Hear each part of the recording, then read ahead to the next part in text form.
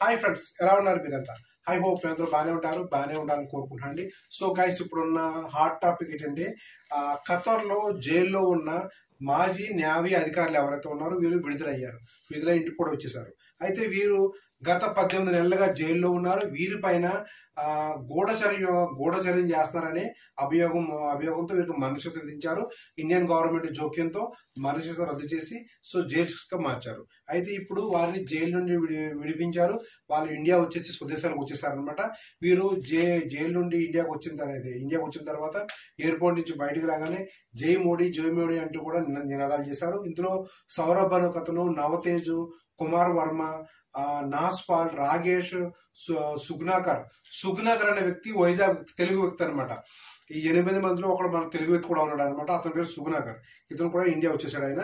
So అయితే jail శిక్ష రద్దు చేసి వీళ్ళు ఇండియాకి రావడానికి ముఖ్యంగా మోడీ గారి హస్తం ఉంది అని చెప్పి మనకు వార్తాకథనాలు తెలియజేస్తున్నాయి. వార్తాకథ తెలియజేయడం ఇదే నిజం. మోడీ గారి జోక్యంతోనే వీళ్ళు ఇండియాకి తిరిగి రాగలిగారు. వాళ్ళ కుటుంబ సభ్యులు కానీ వాళ్ళు కానీ మోడీ గారికి, ఖత్తర్ యొక్క అమీర్ గారికి కూడా థ్యాంక్స్ చెప్తూ జై మోడీ అంటూ నినాదాలు కూడా చేశారు ఎయిర్పోర్ట్ లో.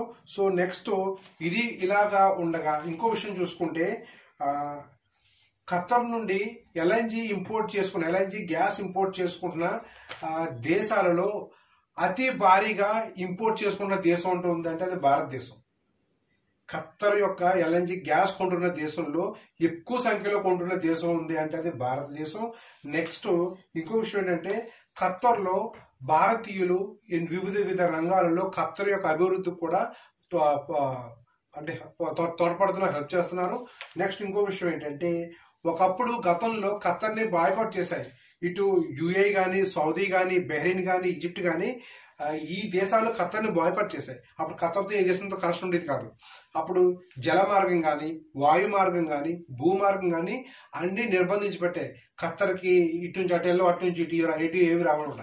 అటువంటి కష్టకాలంలో ఖత్తర్ యొక్క నిర్మాణ రంగానికి అవసరమైన ముడిసరుకంతా భారతదేశమే పంపించింది. ఓకే, ఇదిలా ఉండగా ఖత్తర్కి కావాల్సిన ఆహార ధాన్యాలన్నీ కూడా భారతదేశం పంపించింది. సో ఈ కష్టకాలంలో తోడున్న భారతదేశానికి అమీర్ గారు కూడా సానుకూలంగా స్పందించి భారతీయులు ఎవరైతే ఉన్నారో వారు మరణశిక్ష రద్దు చేసి, జైలు శిక్ష రద్దు చేసి వారి స్వదేశానికి ఇంటికి పంపించారు. అది అండి అసలు మ్యాటర్ స్టోరీ, బ్యాక్గ్రౌండ్ స్టోరీ. ఇంత స్టోరీ ఉందన్నమాట. ఖత్తర్కి ఇండియాకి ఉన్న స్నేహ సంబంధం వెనకాల ఇంత స్టోరీ ఉందండి. సో గైస్, ఇది సంగతి.